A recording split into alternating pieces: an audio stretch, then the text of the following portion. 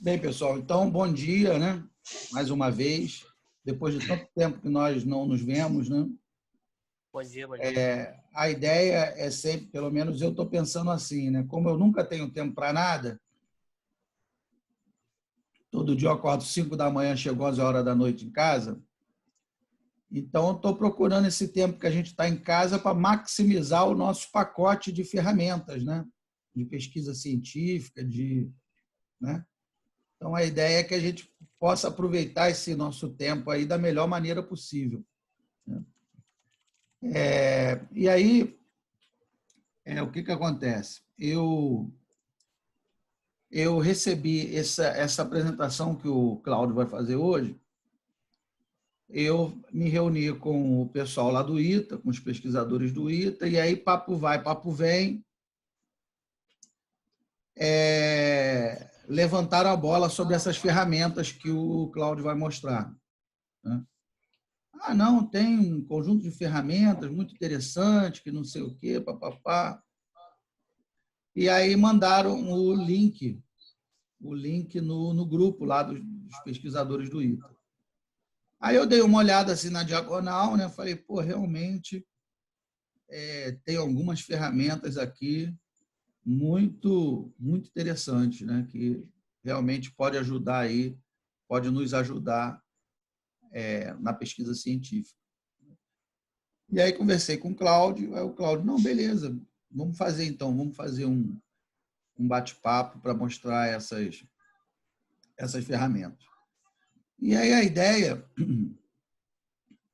a gente continua seguindo aquela mesma ideia, né, de afiar o nosso machado, né? Porque muitas vezes nós temos um estudo de caso extremamente interessante, temos um método, conhecemos uma quantidade considerável de métodos, de bons métodos matemáticos, mas às vezes isso não basta, né? Às vezes eu preciso. O que eu quero dizer é o seguinte, né? Às vezes a gente gasta muita energia da maneira errada, né? Seja fazendo uma pesquisa bibliométrica, seja pesquisando numa base de dados. Ah, preciso fazer uma figura, aí tu fica ali, perde o dia inteiro tentando fazer uma figura mequetrefe no PowerPoint, enquanto você tem o Canva, que o Cláudio vai mostrar. Então, né? Às vezes a gente perde muito tempo da maneira errada, muita energia da maneira errada, buscando um artigo, tentando fazer um desenho, tentando montar uma referência. O Igor vai fazer uma apresentação sobre o Mendeley. Para que você vai gastar tanto tempo montando uma referência e tal, se você já tem uma ferramenta que faz isso, né? Faz tudo isso no automático.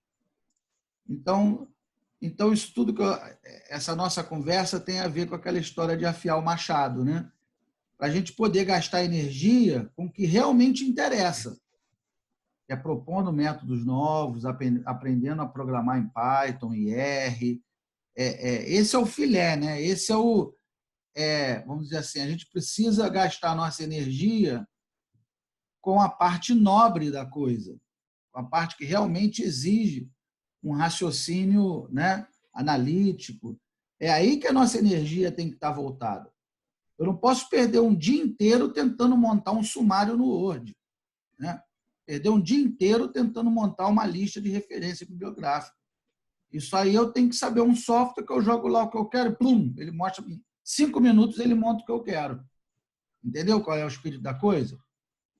Falei para o Igor estudar o método Vico, é isso.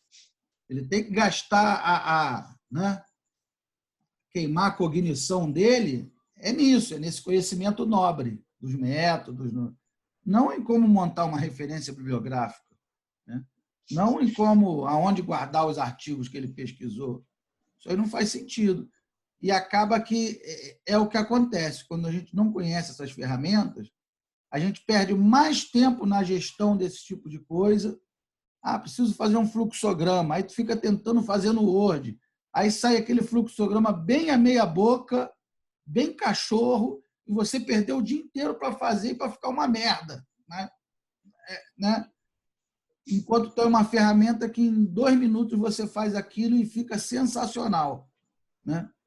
Então, a ideia é essa. A ideia é otimizar a energia, a nossa energia de pesquisa para coisas que realmente interessam, tá? Então, Cláudio, aí, mais uma vez, obrigado aí pela sua disponibilidade. Eu agradeço, mestre. E vamos lá, vamos nessa. Libera aí para mim, para eu poder apresentar. Vou colocar aqui o rosto. Foi. Show. Vocês conseguem ver, gente? Tranquilo? Beleza. Então, gente, bom dia. Conforme o professor Marcos fez a introdução, a gente... Cada um, quando a gente começa a fazer, né, os nossos trabalhos, as nossas pesquisas, a gente define o objetivo, certo? Como ele falou, aprender um método novo, ou entender uma forma nova de um novo sistema, desenvolver um novo sistema. E só isso já demanda muita energia da gente, né? E como se demanda bastante energia, não é muito eficiente que a gente gaste essa energia fazendo outras coisas que não sejam o nosso objetivo final, certo?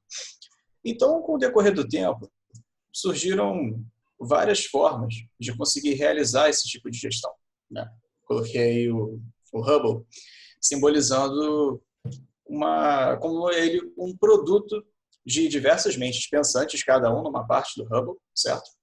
E o Hubble ele é um projeto relativamente complexo, grande, né? E para criar esse tipo de coisa, para realizar esse tipo de pesquisa, esse tipo de desenvolvimento, sem sombras de dúvidas, ninguém precisou fazer de ponta a ponta determinado tipo de atividade. Como o professor Marcos falou, às vezes a gente tem que desenhar um fluxograma, sendo ele grande ou pequeno, não é interessante a gente perder tempo entendendo a dinâmica de cada seta, ponto do desenho. Não, às vezes você consegue pegar um diagrama já pré-pronto, um fluxograma pré-pronto, você muda só o texto, resolve, fica bonito, fica entendível, né, digamos assim, didático, e você já consegue ir para o próximo passo, que é desenvolver a próxima parte, ou escrever o outro código, continuar desenvolvendo o modelo matemático, e você não perdeu tanto tempo numa atividade que você consegue otimizar, certo? Ou seja, a gente, para conseguir fazer grandes coisas, como o Hubble aí, que está flutuando aí na nossa frente, a gente precisa, necessariamente, se dedicar exclusivamente aos objetivos finais dos nossos trabalhos.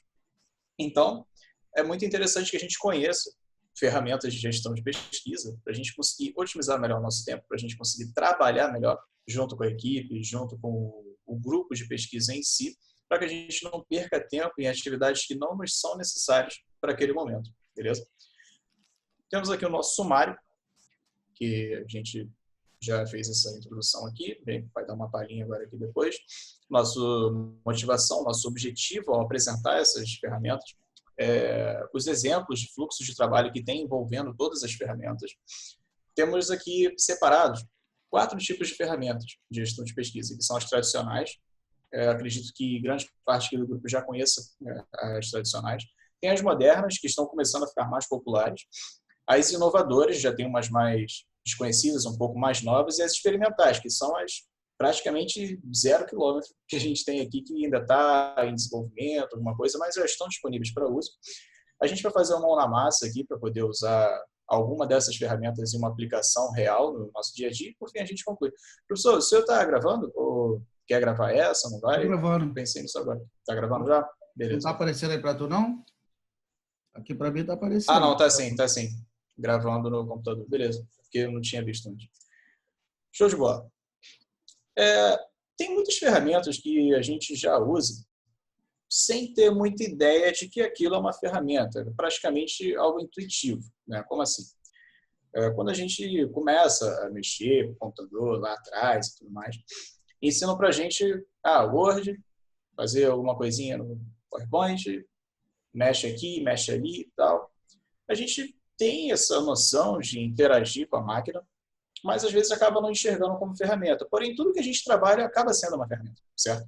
Então, a gente, sem perceber, acaba vivendo num ambiente onde existem muitas ferramentas de instalação local, programas.exe, se não me engano, o Mendeley, como o professor tinha mencionado, ele é uma ferramenta local, e também tem ferramenta direto na web. Hoje está muito mais simples a gente conseguir desenvolver aplicações web e fazer com que elas funcionem, por vezes até melhor do que uma aplicação local.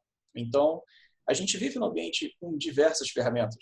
Porém, cabe a nós acrescentar os conceitos dentro da nossa maleta para a gente conseguir perceber qual é a melhor para usar num dado momento, né? Como a gente tinha conversado na reunião de ontem, não é que nenhum é melhor ou pior do que o outro, mas que cada um, com certeza, tem uma aplicação que vai ser perfeita num dado momento do nosso desenvolvimento, do nosso trabalho ou afins, né?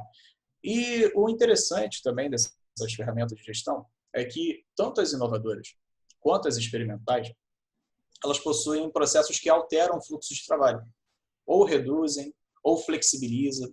Esse é o ponto. Ao invés de a gente... Oi? Esse é o ponto.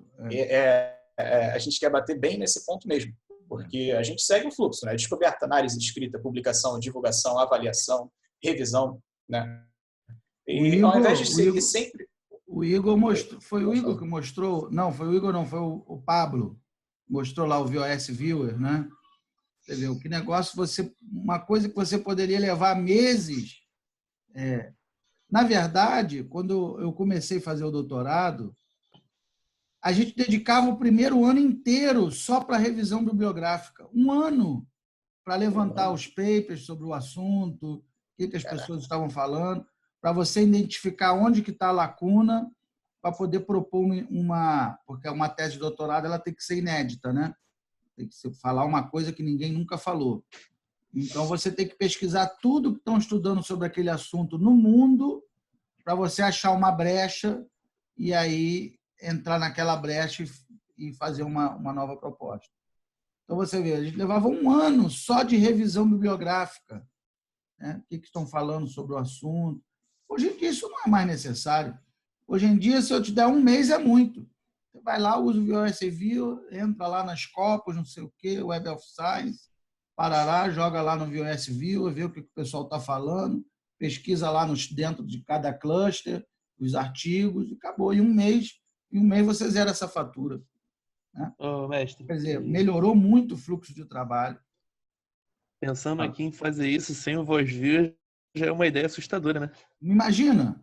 É por isso que eu estou te falando. A gente fazia o primeiro ano de doutorado, o primeiro ano eram só as disciplinas, né? As disciplinas que a gente tem que fazer, os créditos.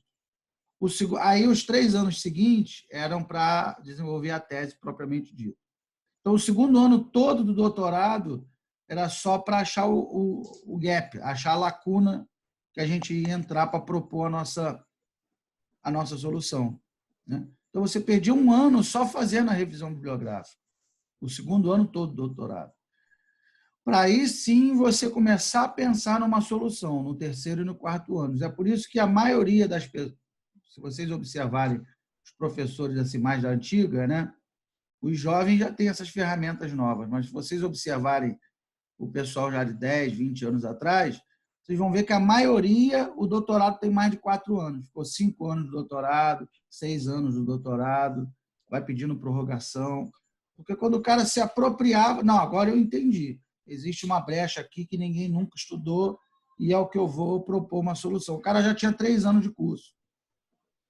A partir de 3 anos, propor uma solução. Não dá tempo. Então, aí o cara ficava 5, 6, 7 anos no doutorado. Entendeu? E hoje em dia, não. Hoje em dia, é o que o Cláudio falou. Essas ferramentas, elas vêm justamente no sentido de mudar o nosso fluxo de trabalho e você poder gastar energia com o que realmente, né, com a joia da coroa, né, vamos dizer assim. Só com filé. Exatamente. Bom, e continuando, nossa motivação, como a gente já conversou um pouco aqui, a gente quer demonstrar as principais ferramentas que tem disponíveis aí. Esse disco aqui que está aparecendo, na verdade, são grande parte delas separadas por graus de inovação, né? Isso aí é um infográfico de inovação e comunicação científica, né, da Universidade de Utrecht. E a gente quer expandir esse potencial de imaginação, descoberta, formulação de hipótese, pesquisa, modelagem, documentação, né, para a gente não perder muito tempo, por exemplo, buscando em bases bibliográficas, né, como era alguns anos atrás, que a gente conheceu um pouco de cada uma e guardar também na nossa maleta para poder usar as melhores possíveis.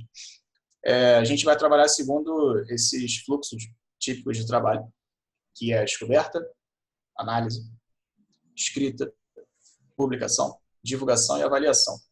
Aí tem aqui, se vocês derem uma olhada, já está até separado entre as tradicionais, modernas, inovadoras e experimentais.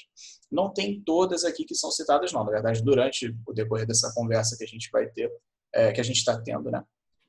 Tem mais do que essas ferramentas aqui. Porém, se a gente conseguir enxergar o fluxo de trabalho e relacionar com as novas ferramentas que a gente conhece, a gente consegue aumentar muito a nossa produtividade. A gente pode produzir artigos muito mais rapidamente, com mais qualidade e focando exatamente no que a gente está desenvolvendo. Onde qualquer gordura, né, vamos dizer assim, do que precisa ser feito, né, que tem regras e tudo mais, os programas vão fazer para a gente e a gente vai conseguir ter um nível de produção muito maior.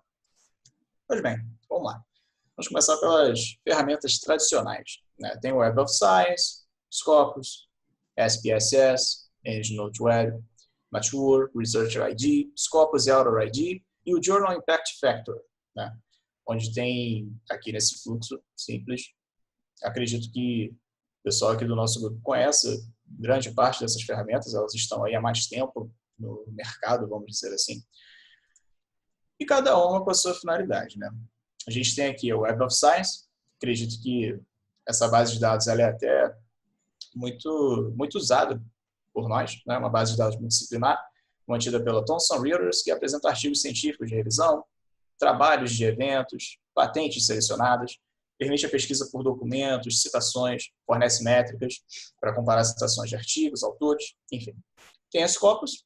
Bem, a Scopus ela foi a primeira que eu usei, inclusive, quando comecei a mexer com pesquisa e tudo mais. Foi até o professor Walker que me apresentou a Scopus, que também é uma base de dados multidisciplinar, que você consegue realizar variados tipos de pesquisa, você utiliza combinações lógicas para poder pegar melhor aquilo que você está pesquisando. Continuando. A gente tem a SPSS, que é da IBM, né? Ele é um software proprietário que é utilizado para análise estatística. E você também pode fazer mineração de dados nele. Isso é muito interessante porque a gente consegue fazer um tipo de pesquisa bem mais profunda e muito mais específica do que só usando, por exemplo, consultas usando texto, né? Tem o EndNote Web, não tem muito mais o que falar que não seja, que é a ferramenta de organização de referências e citações. Bem, é uma coisa que a gente precisa fazer o tempo inteiro. De onde que a gente tirou um trabalho, de onde que você tirou isso, de onde que veio aquilo. Se fizer isso tudo na mão, a gente perde um tempo absurdo, né? O EndNote ele consegue otimizar esse tipo de atividade para a gente. Tem a Nature, ele é um grupo, na verdade, né? A Nature em si, o serviço que eles ofertam é oriundo de um grupo que ele dedica à publicação de artigos que revelam tendências e novidades científicas. Bem, a gente tem que fazer, né, a análise bibliométrica, quando a gente está criando alguma coisa, como que a comunidade científica está tratando acerca desse assunto. O Nature ele serve bastante para conseguir entender se o que a gente está dizendo tem coerência, no sentido de os outros também estarem falando, ou se a gente está destoando um pouco do assunto, né? Não que isso seja algo bom ou ruim, de novo, né? A gente consegue aplicar de acordo com o que a gente está pesquisando. O Researcher ID, ele literalmente é como se fosse um código de barra, vamos dizer assim, né? Ele é um identificador único para pesquisadores que mantêm pela Thomson Reuters e ele distingue um pesquisador do outro. Cada um vai ter o seu ID e você consegue agregar, você consegue, quando você for publicar os seus produtos científicos, né, vamos dizer assim, você consegue ter um identificador que é só teu. Fulano de tal, número, letra, resolveu, é você que está lá, tranquilo? E a Scopus também tem um identificador único, né? Só que esse aqui é mantido pela Elsevier. E ele distingue também, você agrega dentro das suas publicações, ele praticamente tem a mesma funcionalidade desse outro que eu acabei de citar agora. Só que esse não precisa de um registro prévio, né? É uma coisa mais aberta, vamos dizer assim. Tem o JCR, Journal Impact Factor. Ele já é uma ferramenta, né, que também é mantida pela Thomson Reuters. Você consegue, com essa ferramenta, você analisa, você ranqueia, você consegue separar e agrupar o número de informações, o índice de citações, e você consegue fazer muitas métricas analíticas usando ela, com os artigos e citações que você pega. Isso aqui é muito interessante porque você consegue, junto com essa ferramenta, você junta um grande conjunto de informações, de citações, e conforme você organiza de acordo com o que você quiser, por exemplo, data, ou então ordem alfabética, enfim, você consegue pegar um grande número de dados e isso vira uma análise que fica de grande valor dentro das suas publicações, dentro das suas produções científicas. Bem, as tradicionais a gente finaliza, tem aqui as modernas. Eu acredito que a gente vai dar um foco um pouco maior, um pouco com mais calma também nas modernas, né? Que são as que estão acabando de entrar, já entraram há um tempo, na verdade, e estão chegando nas suas versões estáveis, né? A diferença das modernas para as inovadoras e experimentais é o tempo que elas estão no mercado. Passaram por diversos utilizadores, teve a contribuição da comunidade, agora elas estão no nível onde a gente consegue trabalhar de forma mais estável, que é o Google Scholar, We Are Open Site, Google Docs, Canva, RefWorks, Archive, Serialike, PLOS, IR, iHandFactor, ALM e Snip, né? Tem algumas aqui que eu particularmente ainda não usei, mas eu, conforme fui montando a apresentação, eu já guardei isso aqui porque a utilização que a gente tem desses softwares pode, nossa, melhorar bastante. A ideia, é o que eu sempre falo, é snack learning, né? A ideia é largar um snack para vocês, né? Ó, existe essa ferramenta aqui que faz isso, corre atrás. Então, aí cada um vai correr atrás de acordo com a sua necessidade. É claro que não precisa todo mundo dominar tudo. Isso não faz o menor sentido. É verdade. Tem o Google Scholar, né, que, na verdade, a gente acessa daqui como Google Acadêmico. Ele, basicamente, é o Google dos artigos, né? Não tem muito segredo quanto a isso. É um sistema de descoberta mesmo de artigos e trabalhos que a Google mantém, certo? Tem o Open Site, que, cara, ele te dá acesso. Como que eu posso dizer? Imagina assim, tipo, é uma base de dados, só que você consegue isso no tempo real, né? Eu não sei como que eu vou conseguir expressar aqui, mas vamos supor, você está pesquisando algum artigo que tu procura nas Scopus, procura no Google Scholar, tal, você consegue separar, tudo bem, etc. Só que o OpenSci, ele te dá não necessariamente todos os artigos completos, mas você consegue dados muito novos em tempo real que pode ser muito útil para você, de alguma forma, para acrescentar nos seus trabalhos científicos. Isso aqui me interessou bastante, na verdade. Tem duas Google questões Docs. aí. Deixa eu só falar uma coisinha aí. Claro. A primeira questão, eu não sei muito bem qual foi a intenção do autor dessa matéria com relação ao Google Scholar, porque, para mim, ele não tem novidade nenhuma, né? Não sei se é porque a gente já tem contato há tanto tempo, né? Pelo contrário, eu nem gosto muito de pegar referências lá, né? Porque eu acho que elas vêm muito mal estruturadas, e tudo misturado, artigo, apostila, aí tem artigo que aí você não consegue filtrar direito. Eu, assim, sinceramente, quando eu vou fazer as minhas pesquisas, eu não consulto o Google Acadêmico, né? A não ser que seja uma coisa muito específica que eu não tenha achado em nenhum outro lugar. Mas, normalmente, eu procuro direto lá na base Scopus, né?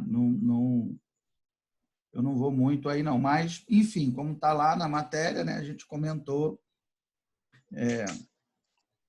o Google ele é muito amplo, né, cara?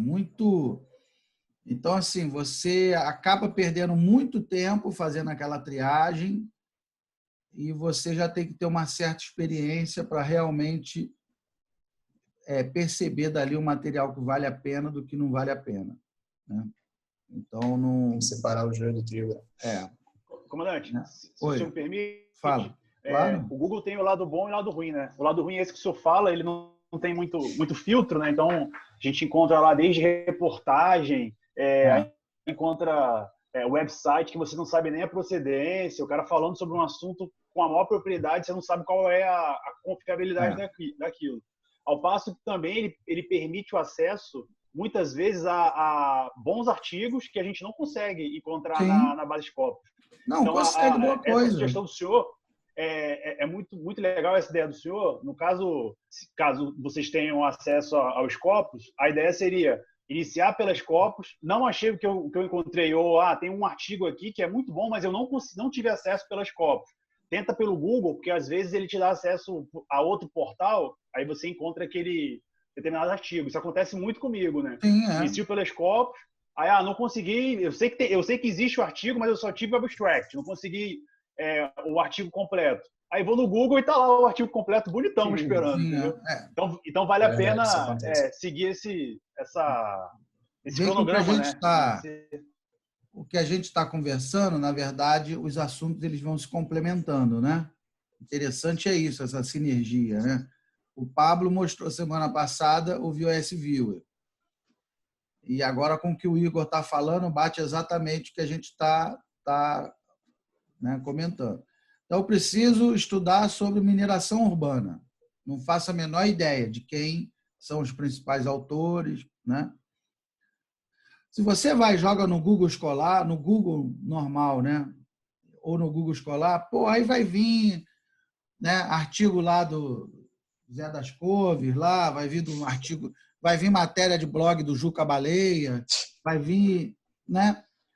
E o da Lúcia Helena vai estar ali no meio também. Vai estar tudo misturadão, né?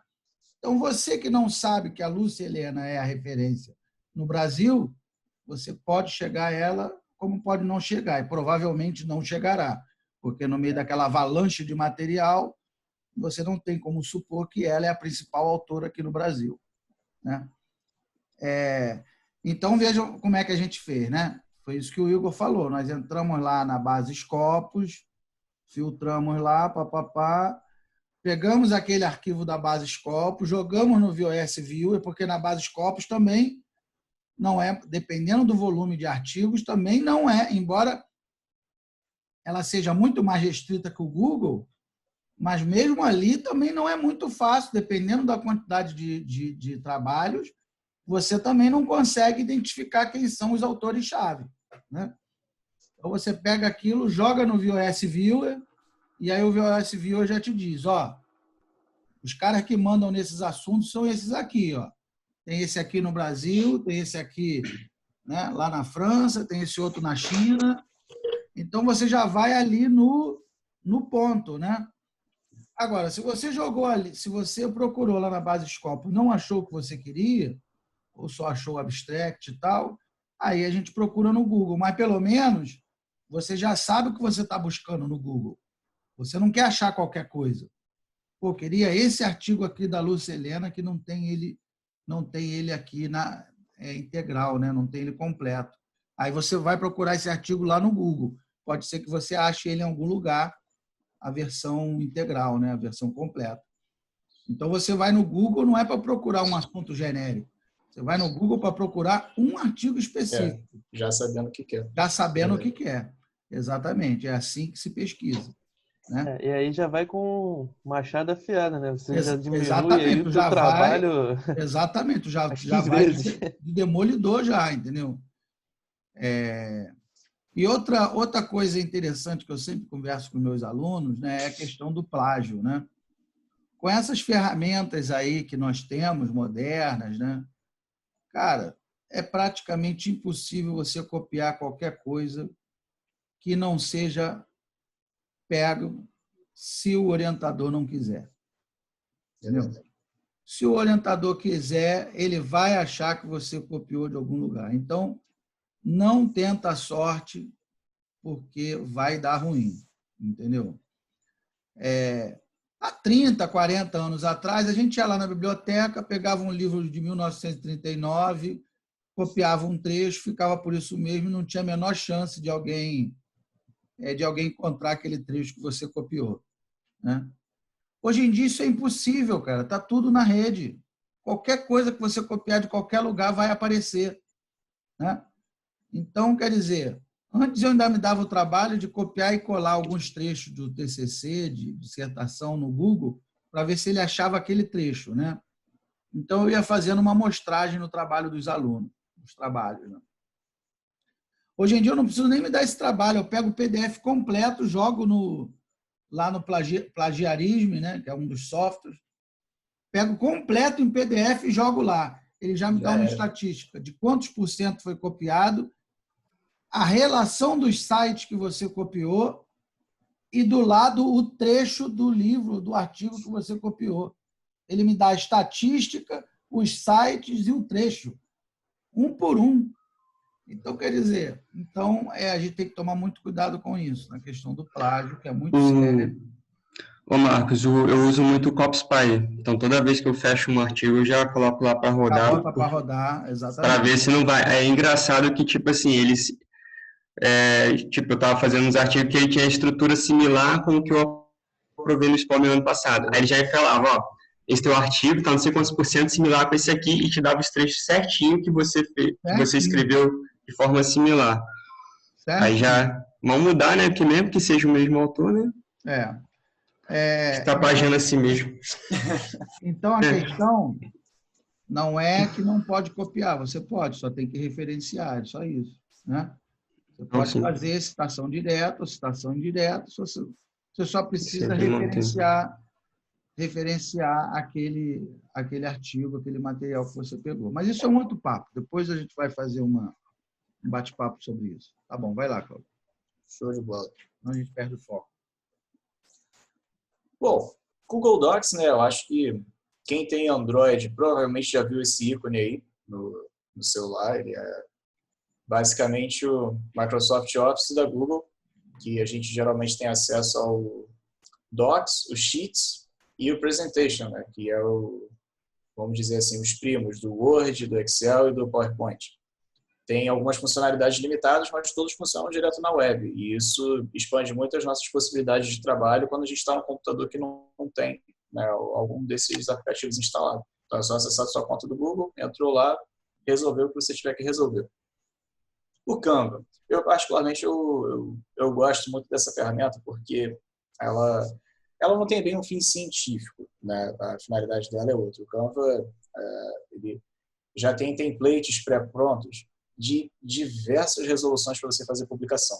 Desde posts de Facebook, capas de Twitter, até infográfico, fazer um monte de tipo de gráfico, banner, e ele já tem tudo isso pré-pronto. Isso foi feito por profissionais de design e tudo mais. Então, já é uma coisa que você bate o olho e já fica bonito de ver, sabe? Então, esse é um ponto aqui muito interessante da gente trabalhar, porque a gente tem que trabalhar fazendo gráfico, a gente faz fluxograma, a gente faz tabela, às vezes a gente tem que fazer as rich pictures, né? A gente faz na mão, mas vamos supor que a gente precise fazer alguma digitalmente. O Canva, ele consegue dar conta desse tipo de trabalho. Ele tem, entre os templates todos deles, o Canva, ele tem alguns templates que são pagos, né, que tem algumas imagens, banco de imagem e tal, e inclusive é assim que ele se mantém. E tem os templates gratuitos, né? A gente consegue trabalhar com diversas formas para poder, quando a gente finaliza o nosso trabalho, a gente pode procurar alguma forma apresentável no Canva, e isso a gente já otimiza muito tempo, porque a gente já tem que trabalhar criando dado, criando fórmula, modelagem, fazer o troço funcionar, dar certo, e ainda tem que deixar ele de um jeito que as pessoas consigam já bater o olho e já entender. O Canva ele já resolve bem essa parte, e também acaba otimizando muito o nosso tempo nesse sentido. Hein, Cláudio? Fala comigo. Só para fazer uma complementaçãozinha aí, claro. Não sei se vocês conhecem, tem um site também que é o Flatcoin, não sei se você já ouviu falar, que é um site de ícones, né? São diversos ícones, por exemplo, você bota lá Science, ícones que tem relação com ciência. Aí aparecem várias imagenzinhas em PNG, né, que você pode baixar, né, tem os pacotes pagos também. E aí, se você estiver fazendo até uma apresentação, montando alguma coisa no Canva, infográfico, e quiser até usar algumas imagens sem fundo de boa qualidade, né, que tenha relação com aquele infográfico, você pode baixar isso lá no Flatcoin, ele tem um limite de downloads diários, né, e aí você deixa até o teu infográfico, né, mais original, né, com imagens exclusivas que você buscou lá no Flatcoin, e fica bem mais a sua cara. Dá para usar como complemento também. No final, se a gente não tiver passado muito, quando o Cláudio acabar, eu abro para você mostrar você mostra para a gente a ideia é essa, a ideia não, é essa, bem bacana. É bem bacana. Quando eu preciso fazer alguma apresentação, né, até no meu TCC mesmo, né, eu peguei algumas imagens lá do Flatcoin e, dá um negócio bem bacana, né, porque... Eu não conhecia esse... É bacana. Aquela logo que eu fiz lá que eu mostrei pro senhor, do Linktree, né? Eu peguei algumas imagens do Flatcoin e aí fui montando para fazer uma imagem só, né? Aí ficou uma logo bem legal. Tudo com imagens do Flatcoin. Eu acho que é uma coisa que pode ajudar todo mundo, né? De repente, um trabalho que o Igor está fazendo, que o Pablo está fazendo, ele vai lá já sabe onde buscar a imagem que ele precisa. Se você pagar, ele tem uns pacotes bem legais, né? Você baixa, tem acesso aos pacotes e fica um negócio bem original. Profissional, né? Se não me engano, acho que ele dá até para fazer referência no HTML também. É isso mesmo, Lucas?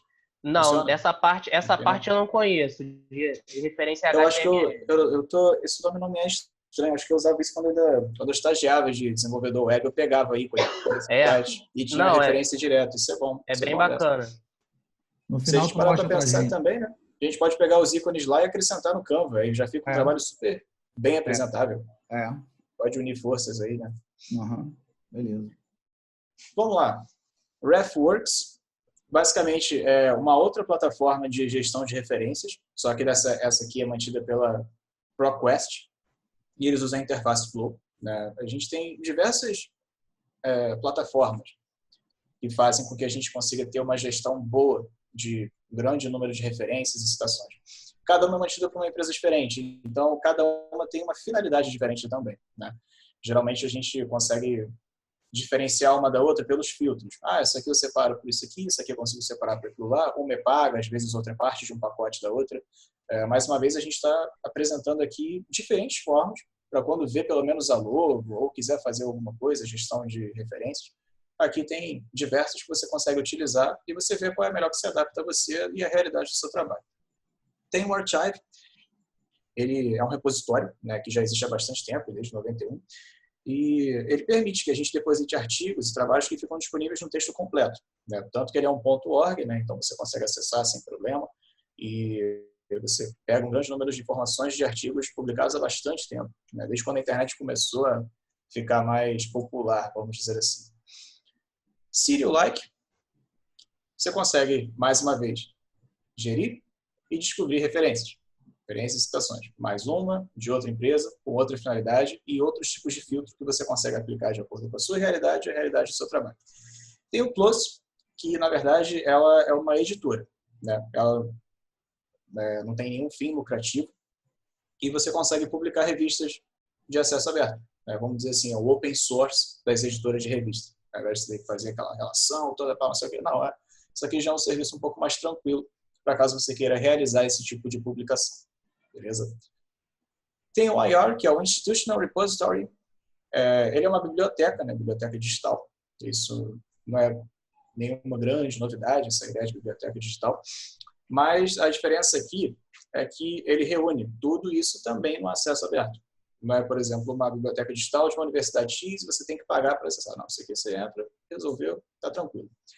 O R-Infactor, você consegue, assim como outros que a gente também já citou aqui, porém com diferenças de filtros, você analisa métricas de publicação científica. Aqui já não é mais só de referências e citações, mas com todas as publicações que você está procurando, você consegue ter numa dashboard, aqui pelo R-Infactor, métricas acerca dessas publicações que você procurou, que não procurou, que está pesquisando acerca dos nomes, termos e afins, né?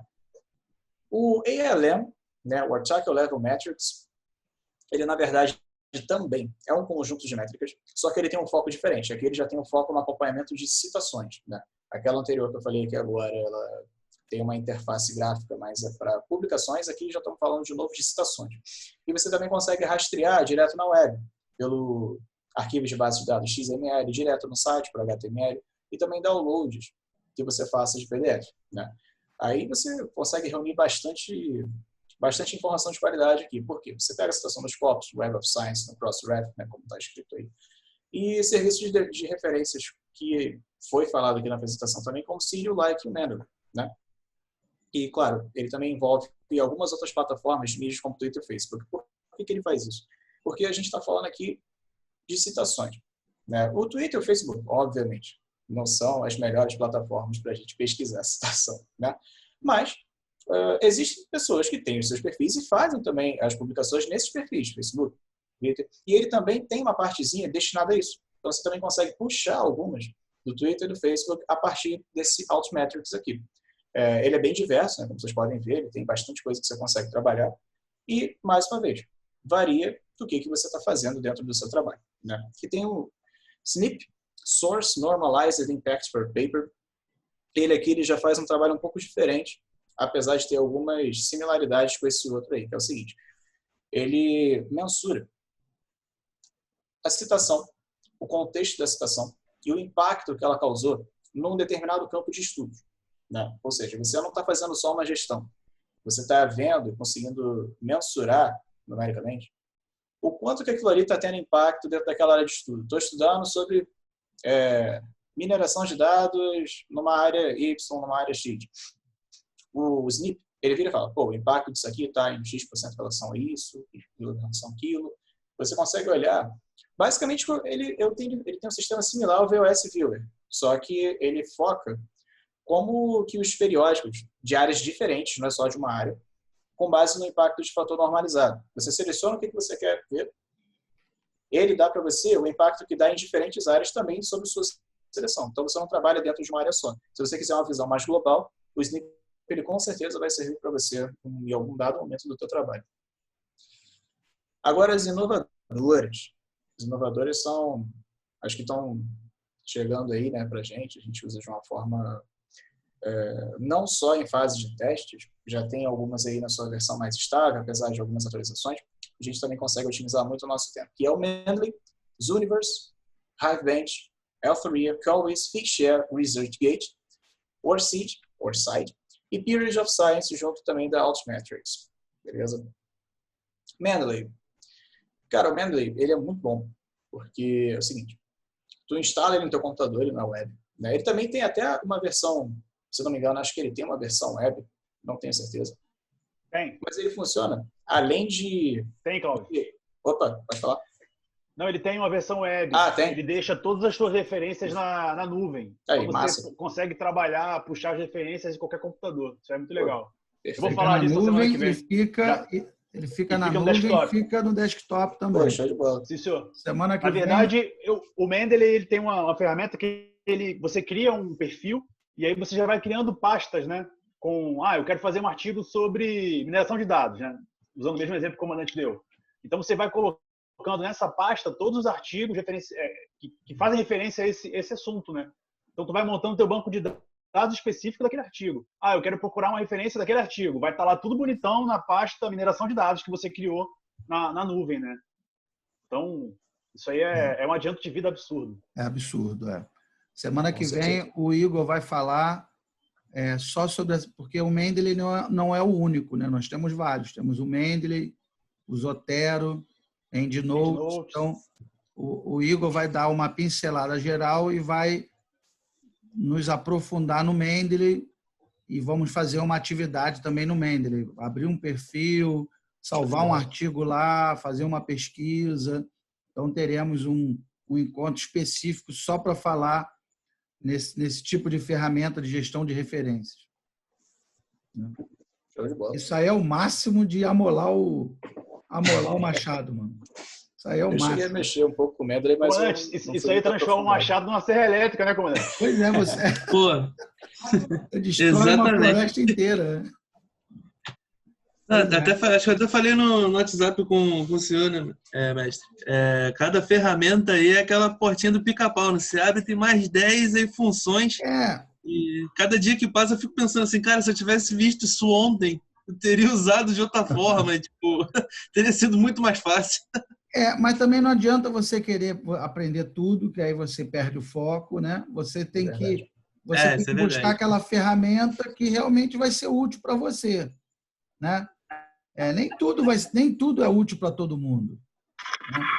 Então, o que eu falei, por exemplo, o Google lá escolar, eu quase não uso. Então, para mim, é uma ferramenta que passa batida, né? Só em casos muito específicos que eu vou lá buscar alguma coisa. E além de nem tudo ser útil para todo mundo,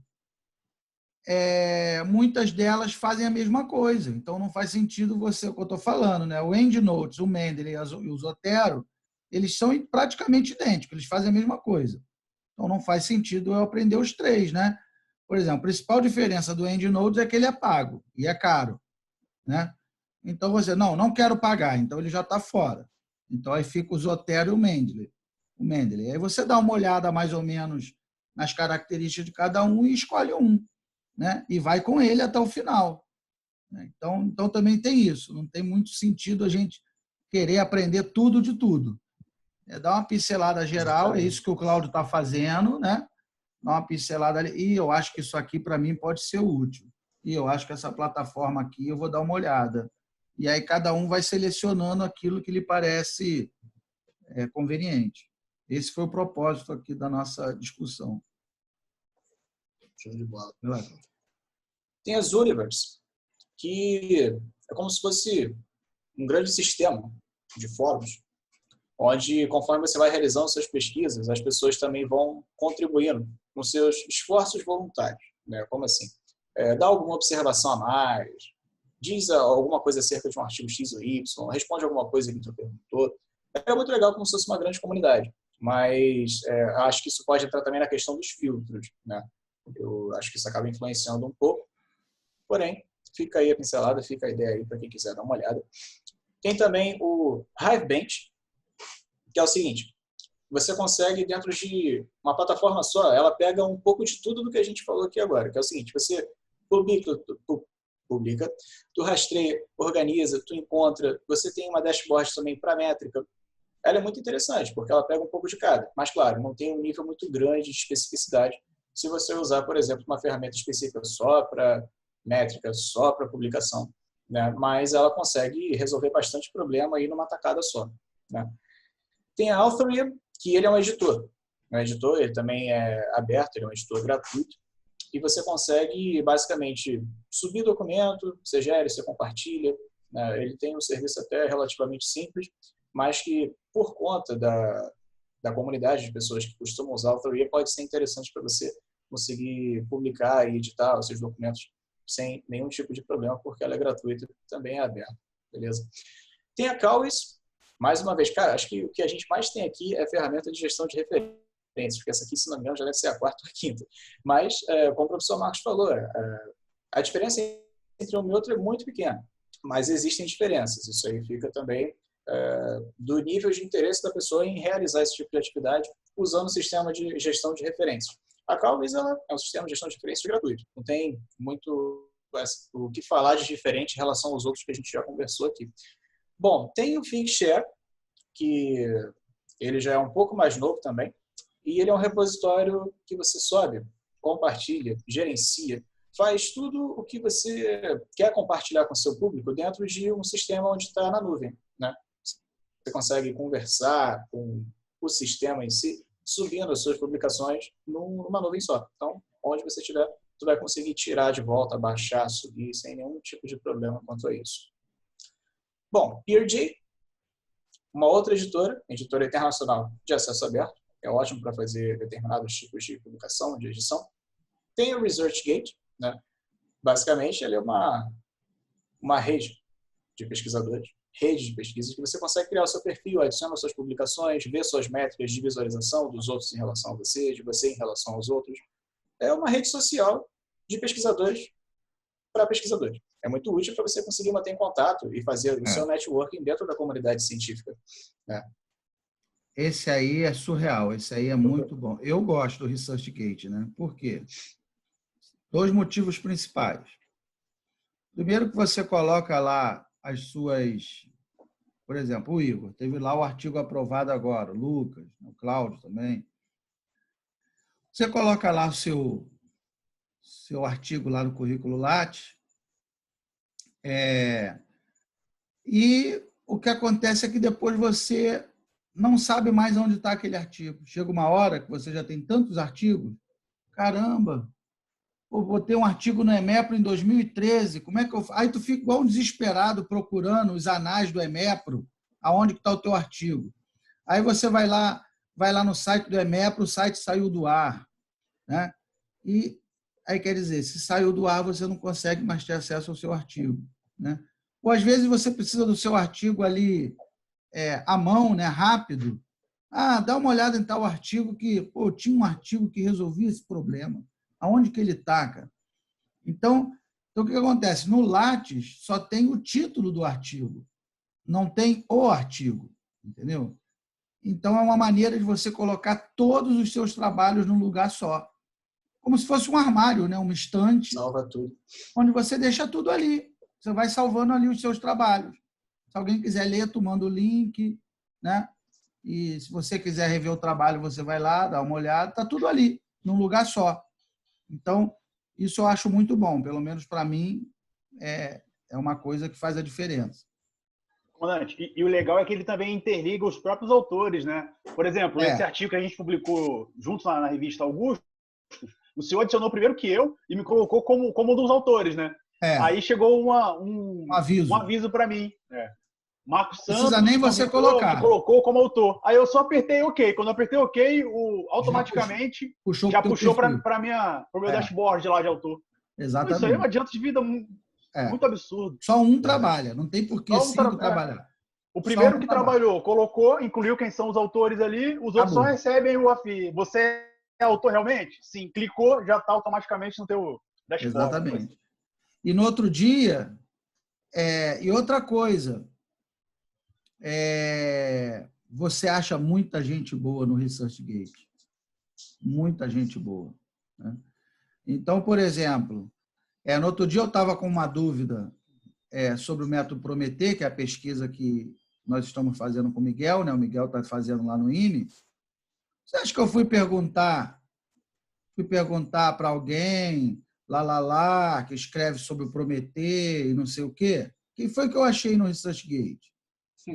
Achei o próprio Branch, que criou o Prometer. E aí eu tirei a dúvida com ele. Né? Prezado professor, estou realizando uma pesquisa com um aluno. E ele respondeu. Então, quer dizer, ao invés de ficar falando com o santo, né, tu fala direto com Deus, né? Tu vai direto, né?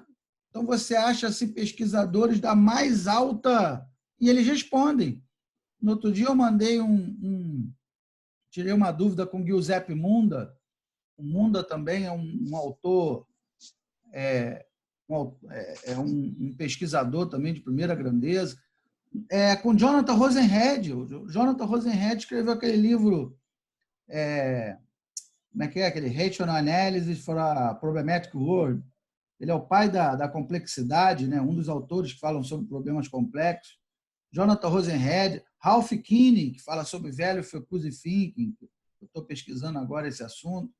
Então, você vai direto nos caras, direto, sem intermediário. Pô. Não, isso aí tu entendeu errado. Não era isso que eu quis dizer, não. E eles respondem numa boa. Porque é claro que respondem. Eles querem que o método deles seja utilizado. Né? Então, é claro que eles vão responder, é claro que eles vão... Então, o que o Cláudio falou, é uma rede social de pesquisadores para pesquisadores. Né? Então, quem não tem, eu recomendo que faça o seu perfil. E o único limitador é que você só consegue fazer se tiver um e-mail institucional. Você não consegue fazer com um e-mail particular. Yahoo, Gmail, não consegue fazer. Marcos, o meu lá é pelo Hotmail. Estranho. O meu é pelo Hotmail. Tem certeza? Tem, eu só uso ele. Tanto que os e-mails do ResearchGate vão todos para o meu e-mail. É mesmo? Eu lembro quando eu tentei fazer pelo meu do Yahoo e não consegui. Pode ter mudado, né? Eu fiz o meu ano passado, né? Comandante, pode ser. Eu fiz esse ano e tinha que ter e-mail institucional. Tanto é que na minha turma da UF, alguns não têm o perfil ainda porque não possuem o ID UF, né? Pois é. Então, eu também estou achando estranho essa... Às vezes é porque o Miguel é um pesquisador de mão cheia, né? Aí o próprio ResearchGate já deixa reconhece, esse cara passar, Deixa esse cara passar porque o moleque é diferenciado. Pode ser. Eu tentei fazer pelo meu do Yahoo por motivos óbvios, né? Porque é o que eu uso, e não consegui. E aí fiz o meu pelo IDUF também, e aí ele aceitou. Né? Mas, enfim, né? Não sei se vocês tentem, né? Miguel disse que aceita, vocês tentem fazer. Se não conseguir, tem um institucional, ou da Unigran Rio, ou do IME, ou da UF, né? Seja lá de onde for. Vamos lá, Cláudio. Bora. Tem o WorldSeed, ou WorldSide, né? Ele, assim como tem também o da Scopus e também tem o outro da Web of Science, né? Você consegue criar um identificador seu, né? Para você conseguir ter uma visibilidade maior, ter o seu... Toda vez que alguém pesquisar aquele número, vai chegar até teu nome, vai chegar até as suas obras, o que você fez, né? Ele é basicamente a mesma coisa da Scopus, do Researcher ID, né? Mantidos pela rede da Web of Science, né? E também a gente também tem o Peerage of Science. O que é isso aqui? Você revisa as publicações por pares, basicamente. Você sobe determinados tipos de documentos de publicação e você consegue revisá-los a partir do Peerage of Science. Beleza? Só um adendo, Cláudio, rapidinho. Opa, claro. O WorldSeed, ou WorldSide, não sei nem como é que pronuncia, ele é exigido em muitos periódicos, né, para publicar. Então, pelo menos um dos autores, normalmente o que está submetendo, tem que ter esse ID para poder submeter os artigos. Então, sugiro também que vocês criem, né? Vocês não perdem 5 minutos criando esse ID. Ele também ele é universalmente reconhecido, né? Apesar de ser criado por uma org, se não me engano, né, Conan? Tipo, por uma ONG, não sei. Isso, não sei direito qual a história, mas... Esse último artigo que o Igor colocou da revista Augustus e o Lucas também, Lucas Hermógenes, precisava mandar o número de ORCID de todo mundo. Então, é uma coisa mesmo que tem que ter. É como se fosse um número de identidade internacional do pesquisador, né? Cada um tem um número único. Então, entra lá com o número do teu ORCID, ele vai te achar. Cláudio Júnior, Miguel Leles, né? Ele vai achar pelo número do ORCID. Então, é uma coisa que rapidinho, 5 minutos, não custa nada. E durante muitas vezes daqui para frente, vocês vão precisar desse número para colocar no artigo. Agora mesmo, com o professor Simões, nós aprovamos lá um artigo na revista Pesquisa Operacional sobre o método Sapevo e eu precisei mandar lá para o professor Reinaldo Morábito o número do ORCID. Entendeu? Então, essa observação que o Igor fez, é interessante a gente também transpor ela, né? Porque a gente já viu aqui vários serviços que fazem coisas muito parecidas ou então, vou te dizer aí até que é igual. Mas é interessante ver o nível de influência, né? A Scopus também tem o ID, o Researcher também tem o ID, mas, pô, a maioria está pedindo já aí o ORCID, né? Então, é interessante a gente juntar essas ferramentas e ver qual é que tem mais relevância dentro do meio que a gente está publicando. Isso aí a gente consegue também fazer consegue expandir bastante o potencial do que a gente está trabalhando. Show de bola. Auth Metrics. Isso aqui já é a métrica, conforme alguns outros também que a gente já viu, só que é baseado em citações de documentos científicos em redes e mídias sociais, né? Eu acredito que isso aqui ele tem muito a ver com quem faz algum trabalho relacionado à pesquisa em marketing, esse tipo de coisa, em inbound. Acho que, não sei se acaba sendo bastante útil para o nosso grupo aqui, né? Mas fica aí também a ideia, para quem quiser dar uma olhada, às vezes quer fazer alguma análise por fora. A Altmetrics, pelo que eu percebi conforme foi olhando, ela é uma das melhores para você pesquisar nas redes sociais geralzonas, Facebook, Twitter, blogs em geral, você consegue fazer a partir daqui. Show de bola, e as experimentais, né? Que a gente tem aqui Sparrow, Utopia Docs, ROpenSci, IPython, Overleaf, Winover, Curious, Pullons e PubPeer, né? São grandes aí ferramentas, algumas extremamente novas, que a gente consegue fazer uns trabalhos um pouco mais específicos. Esse eu não conheço quase nenhuma. Eu, particularmente, também não. Para mim, tudo é novidade. O Sparrow, ele é um canal de novidades que você se mantém atualizado para descobrir recomendações, né? Vamos dizer assim, uma rede onde você consegue ver, tipo num feed de notícias, como de rede social normal, e você consegue ver qualquer tipo de novidade. Lançou uma coisa tal, fulano comprovou tal, aprovou X coisa.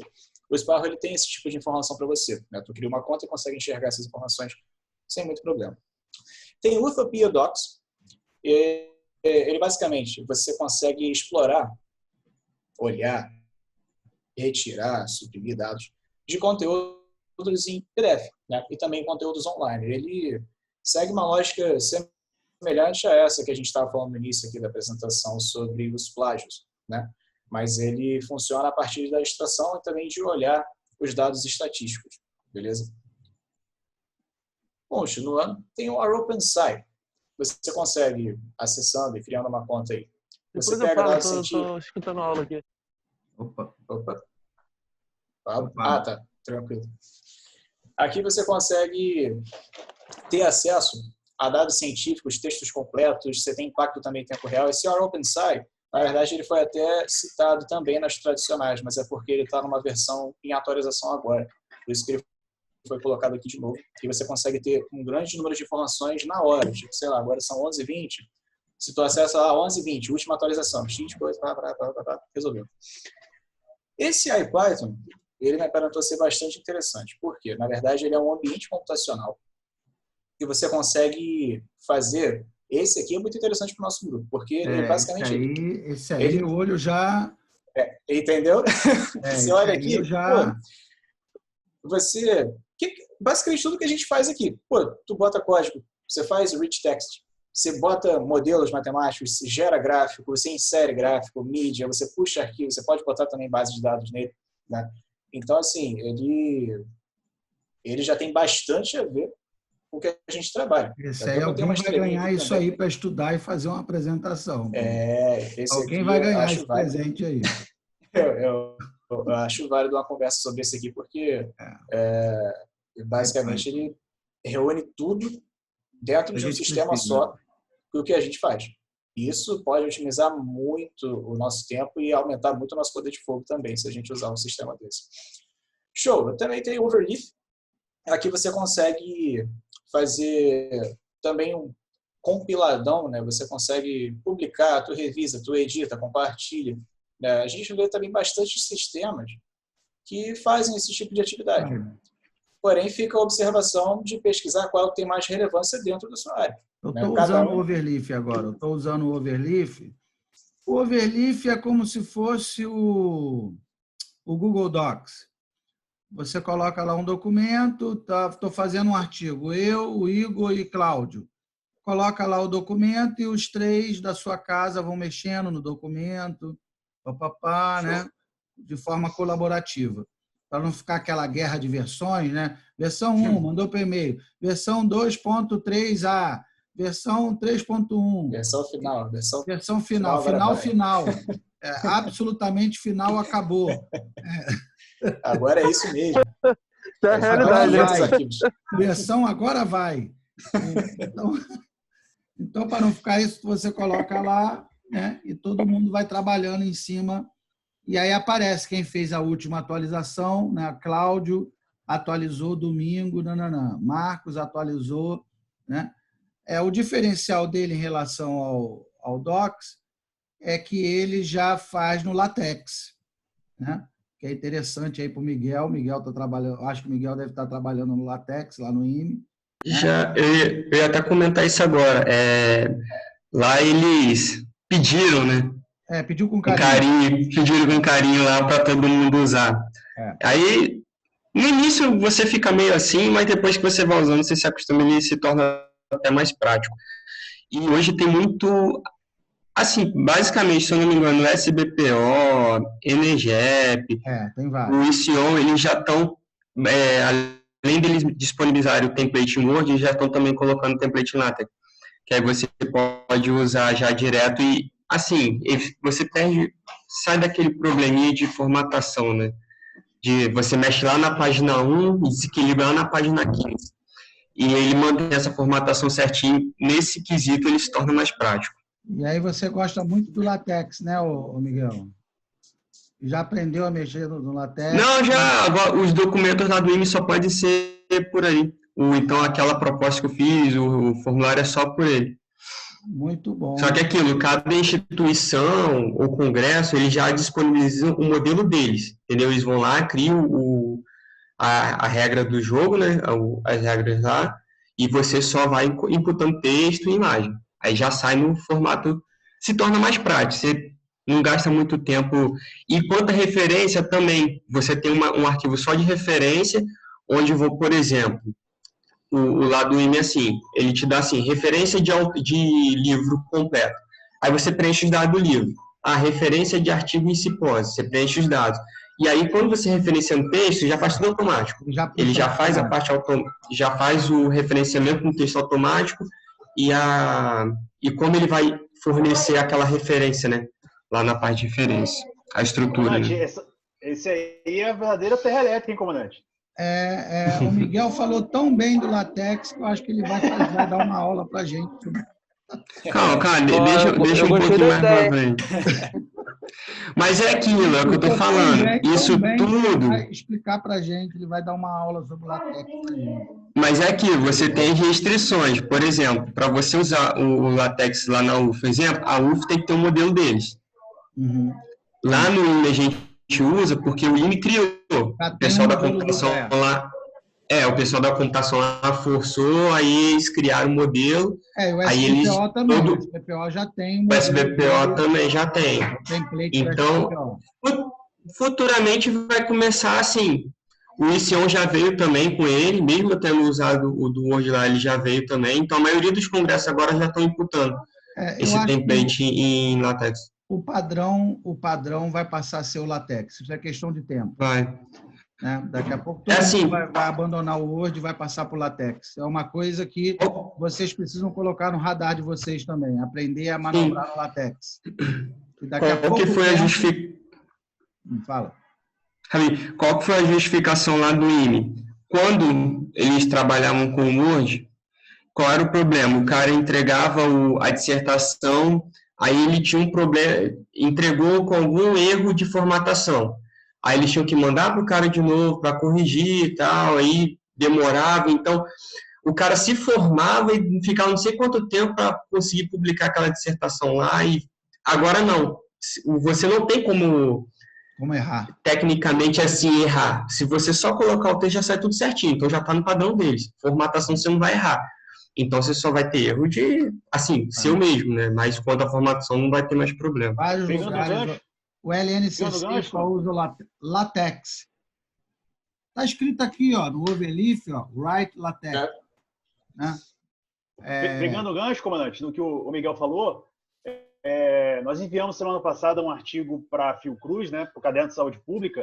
O artigo já voltou 2 vezes por causa de erro de formatação, porque eles só aceitam o Word ou LaTeX. Eu não sabia mexer no LaTeX, né? Espero aprender aí no futuro próximo. Então, trabalhando no Word, eles só aceitam .doc. E eu trabalhava no Word em 2019. Aí, quando convertia, as equações viravam figuras. Figuras, E aí eles falavam, não aceitamos as equações como figuras, porque eles... Aliás, ontem já chegou um e-mail reprovando um artigo de novo, né, ontem. Isso. Aí eu reenviei já corretamente. Eu tive que fazer a equação na mão, ao invés de fazer usando o equation, o mettype, porque transforma em figura. E aí reenviei e agora acho que vai. Mas se eu soubesse usar o LaTeX, nada disso estaria acontecendo. Né? Assim, então, é um adianto de vida. Primeira vez que quando chegou lá, tem que usar o LaTeX, todo mundo ficou assim, pô, isso é horrível, porque aparentemente, quando você trabalha com ele, você está trabalhando com código. Você não faz aquela estrutura bonitinha do Word, você está trabalhando com código, você vê assim, o código aqui e o PDF aqui. Só que no código aqui você tem o teu texto. Então, inicialmente, você fica assim, é meio devagar. Aí você vai xingando aqui, não sei o que lá, só que depois vai passando o tempo, aí você vai se acostumando, aí você acostuma e você fala, pô, hoje eu não quero mais aquilo lá, que isso aqui é mais prático. Mas assim, o início dá um medo, mas depois você pega... Uma curvazinha de aprendizagem no início, como tudo. Aí depois que você pega, você vê que não é tão bicho de 7 cabeças, é mais prático. Porque te tira da zona de conforto, né? Tá acostumado lá, pô, ninguém quer isso sair aí da zona mesmo. de conforto. É essa a palavra. Há quantos anos a gente está acostumado a usar o Word? Né? Desde sempre. Né? Desde o Personal Computer se popularizou, né? O PC, todo mundo só usa o Word. Né? Então, é natural essa resistência à mudança.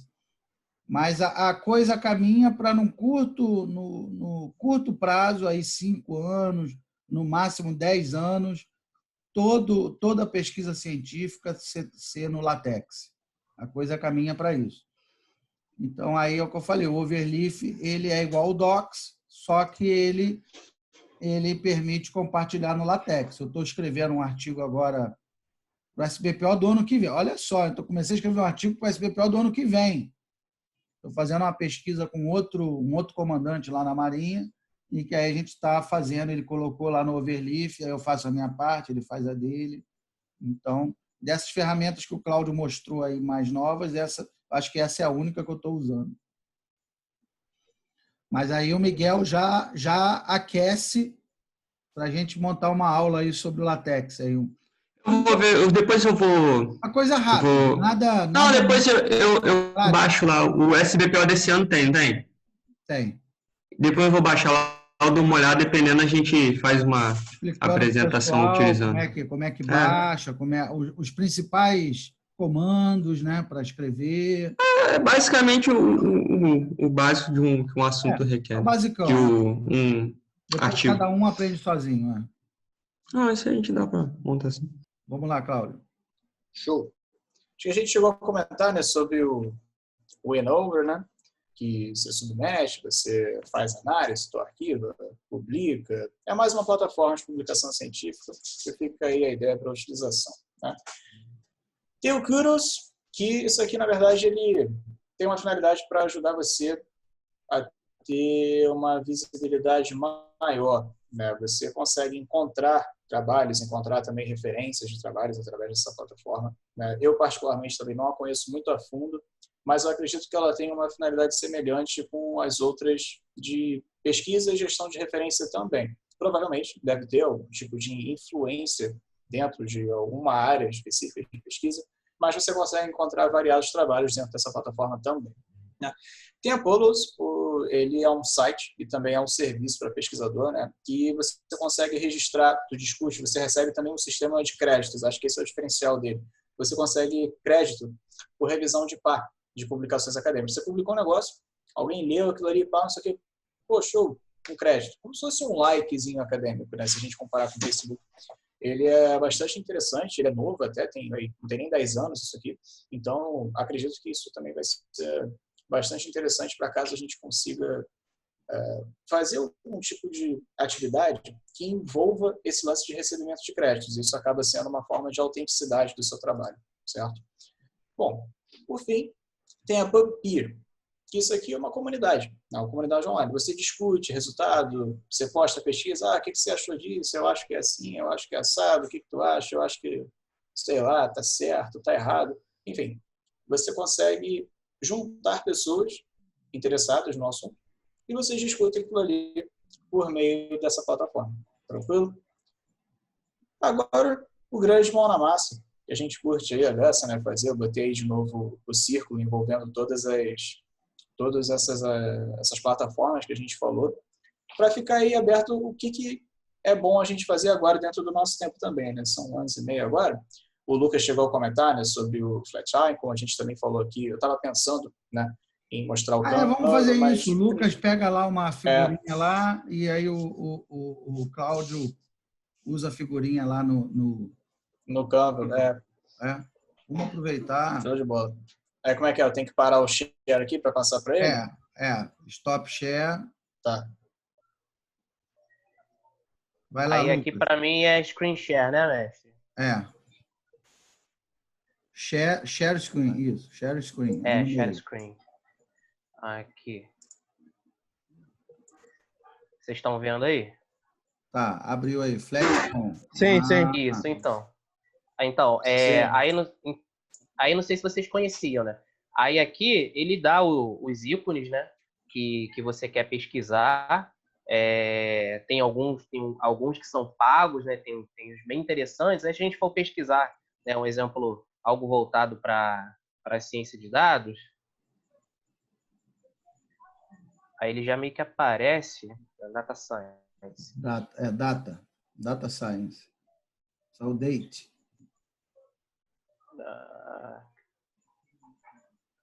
Data Science aqui. Isso. Aí ele meio que já mostra um monte de imagenzinha em PDF. Essas que tem a coroa, né, são imagens pagas. Então, dependendo da apresentação que você for fazer, né, for montar lá um infográfico lá no Canva, né, tem umas imagens bem interessantes, tá vendo? Ele fazendo um filtro, né, interessante nos mesmo. dados, né? E aí você consegue montar e fazer, pô, uma parada bem legal. Tá vendo? Essas aqui que são pagas, elas têm uma qualidade melhor, tá vendo? De repente, vou fazer uma apresentação voltada para analisar algumas métricas, né? Então, pô, é uma parada bem legal. E Muito aí, legal. essa aqui a gente não consegue baixar porque Que é paga. ela é paga. Aí aqui vamos ver uma que não seja paga, né? Vamos clicar nessa daqui da mineração. Você clica e consegue baixar já em PNG com download grátis, com uma qualidade bem legal. Deixa eu subir aqui. Acho que ele já está baixando.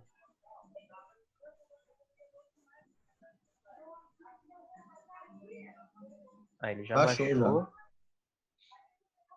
Não sei se vocês estão vendo. Eu usava um parecido. Eu usava, acho que o nome dele é Icon Awesome. É muito parecido com esse aí também. Muito interessante. Então, pô, dependendo do tipo de apresentação, pô, fica bem legal. Cláudio, tu vai abrir o Canva para poder tentar... Ele vai ter que abrir e buscar aí também. Eu ia falar se tu não pode mandar pelo chat. Acho que sobe a imagem no chat, não sobe não? Vê se dá para mandar. Sobe sim. Deixa eu olhar, deixa eu ir lá nos downloads.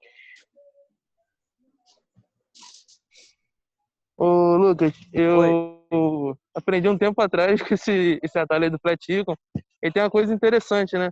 Você pode salvar ele de diversos formatos. Tem também o PNG, que tem um fundo transparente. Aí se adapta, de repente, para a tua apresentação. Eu tinha um grande problema aí. Às vezes estava com um slide maneiro, precisava inserir um ícone. Era aquela brincadeira, né? 20 minutos para você deixar do jeito que você quer, né? Exatamente, pô. Como é que eu faço para poder colocar lá no...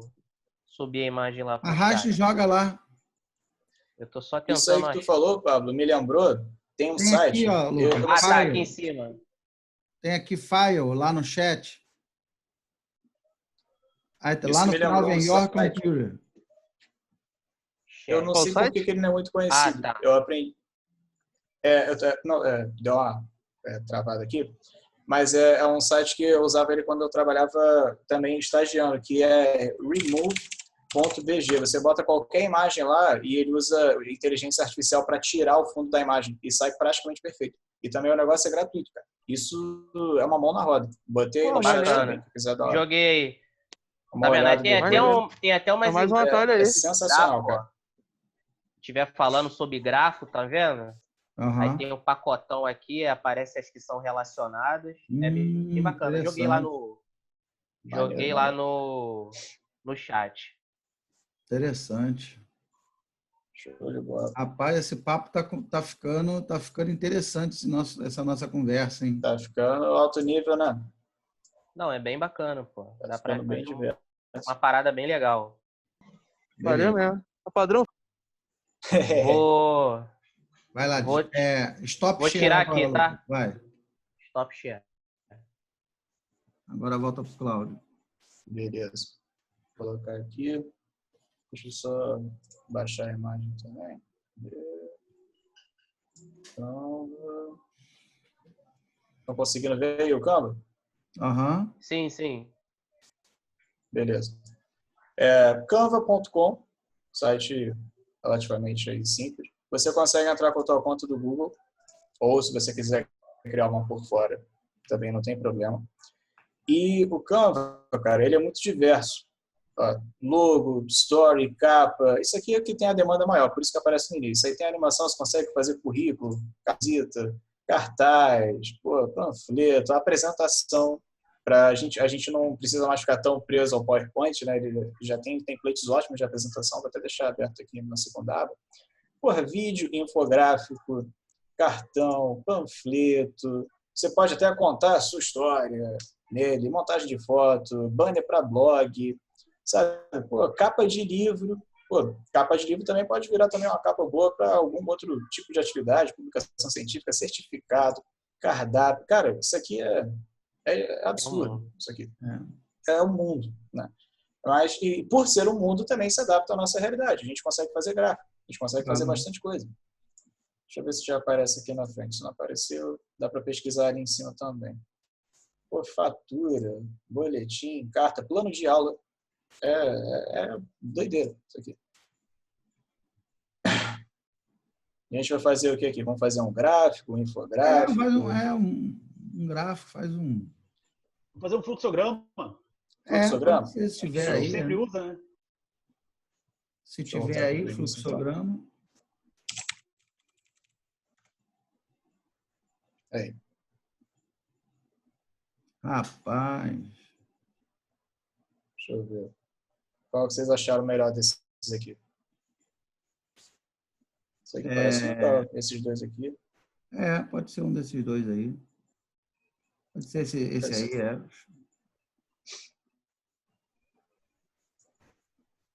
No, yes, are you planning? Pá. Aí, cara, você vai fazendo. Vai mexendo ali, Tu vai mudando aqui tudo, muda a foto de fundo se tu quiser, bota alguma outra coisa, coloca aqui, sei lá. E o Canva é bom que naquele canto ali de fotos, você pode ir salvando todas as imagens que você achar interessante e você faz um banco de dados ali de imagens. Isso. Eu ia falar disso também. Eu fiquei de baixar aqui para a gente acrescentar o ícone. Tu pode mandar aí no chat de novo? Acho que sumiu aqui. Deixa eu ver. Manda sim. Não, pode deixar. Achei já. Valeu. Aí, se você unir essa recomendação do Lucas com o Canva, pô, tu faz coisa muito boa, cara. Tu sabe que assim, é só copiar, já aparece ela. Pode já virar também fundo, se tu quiser, diminuir. E você consegue fazer isso de várias formas. Você salva também em vários formatos. Tem o baixar aqui, ó. Baixar, você cria um link, você também pode compartilhar com outra pessoa, para a pessoa poder editar junto com você.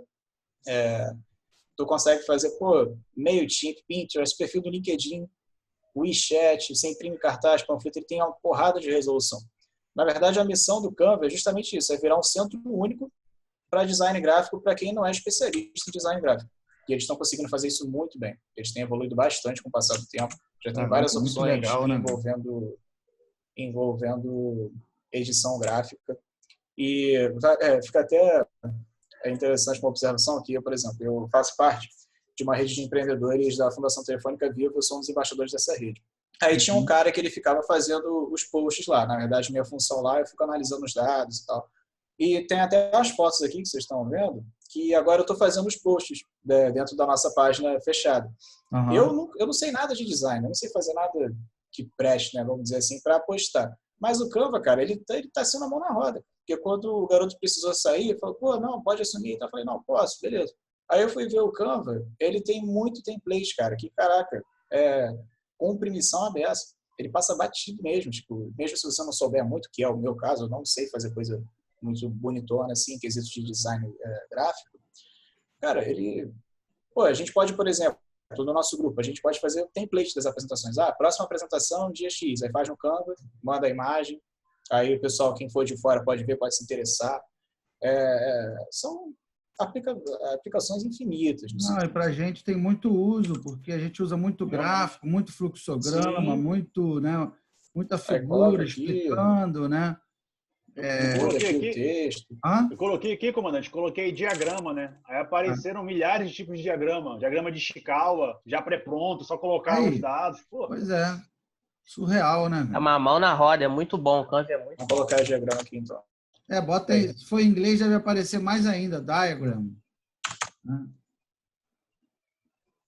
Acho que não, comandante. Eu fiz um teste aqui. Antes ele estava em inglês, né? Eu coloquei fluxograma, não apareceu nada.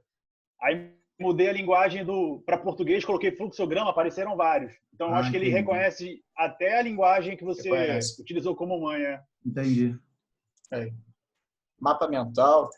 Caramba, cara, surreal. E, isso dá uma outra cara, né, para a apresentação. Mas o trabalho que dá para fazer mapa mental no PowerPoint, cara, às vezes você perde o dia inteiro. Não, mas tem site que faz de mapa mental também, professor. Tem vários sites, tem. FIFA, mestre. Inclusive, eu fiz um mapa mental essa semana para o TCC. Eu usei um muito bom chamado Mind Map. Acho Mind Map. Muito bom. Eu conheço. Eu passo para vocês o link aqui. Esse é bem bacana. Parece muito legal, como se fosse um quadro, né? Sim. Pô, e já tá tudo pré-pronto. E ele vai se ajustando. Entendi. Não tem por que a gente se preocupar, por exemplo, não, vou colocar a cor X, a cor Y e tal. Não, você já bate o olho assim. Vou querer mudar o texto aqui, vou excluir esse quadrado aqui, não sei o que, jogo isso aqui para cá, isso aqui para cá, já está de acordo com o meu trabalho. Show, salvou, resolveu. Entendeu? Muito bom, cara. Muito bom. Fica uma outra cara. Olha, isso aqui, por exemplo, Meeting of Minds, Mind Maps, Diagram, Fica um trabalho bem profissional. Exato. E sem precisar ter tanto conhecimento profundo de design. Ou seja, a gente otimiza o tempo aqui, fica apresentável e ainda consegue dedicar mais para o que a gente está produzindo. Então, isso aqui é muito, muito, muito bom. Mesmo. Muito legal. Muito legal. Deixa eu voltar aqui, então, para a apresentação. Cláudio. Chegou a falar que dá para fazer uma apresentação, né? A gente poderia fazer até uma apresentação no... Tipo, deixar o PowerPoint de lado para poder fazer uma apresentação através desse sistema aí. No Canva, você está falando? Sim. Pode até jogar aqui de novo, então. Presentation, ver se vai. Não sei se está em português ou em inglês. Aqui. Isso aqui. Olha lá. Já vem todos os slides. Ó. Muito bom, cara. Você vai editando a 1, você aplica para as 10. Olha lá. Tu só vai mudando o que tu está fazendo. Aí, algumas imagens, por exemplo, essa aqui já é uma imagem paga, tanto que tem até a marca d'água do Canva. Mas assim... Você bota a sua. Resolveu. Entendeu? Então, assim, é muito... o gráfico aqui. Até porque não tem nem por que eu fazer uma apresentação com esse fancho aí na... Exatamente. Isso aí não tem o menor motivo de eu deixar o fancho aí. É interessante também a criação de gráfico, que, olha lá, ele abre aqui também dados que você pode alterar aí. Você coloca aqui o gráfico, ele não é só um desenhozinho de um gráfico, ele é um gráfico mesmo, funcionando. Você bota os números aqui, vai alterando aqui assim, ele funciona mesmo, é um gráfico mesmo. Dinâmico, Isso, olha lá, barra vertical, horizontal, pizza, você vai trocando tudo aqui. Pô, aí arrebenta com todo mundo, pô. O Canva, eu enxergo o Canva como o Microsoft Office dessa geração. Ele está vindo com muita força. Ele é muito bom. E ele tem muita coisa para fazer, cara. Ele, há uns 2 anos atrás, ele já não fazia isso aqui, que eu me lembro. Agora ele já está fazendo é muito versátil hoje. Ele faz edição de vídeo também. Quer dizer, antes a gente estava fazendo um gráfico lá no Excel, fazia no Excel, copiava e colava a figura na apresentação. Aqui já tu faz direto. Já faz no Canva agora o gráfico que você quiser e cola lá no teu artigo. Hein, Cláudio? Deixa eu te chamar do... Tu sabe se ele faz edição de vídeo aí também ou essa parte de vídeo é só para colar o vídeo? Cara, você fez uma boa pergunta. Eu posso até voltar aqui na busca, porque ele tem... Tem um coisinho de vídeo ali, tu viu, Cláudio? Tem vídeo, mas eu não sei se ele chega a editar. Eu não sei se ele só adiciona ou se ele edita. Isso eu realmente não sei. Vamos ver. Ele está bem evoluído hoje, né? Tamanho do tempo de espaço. Fundo virtual, 16 segundos. Videozinho aqui. Bom, você consegue cortar. O que você consegue cortar aqui?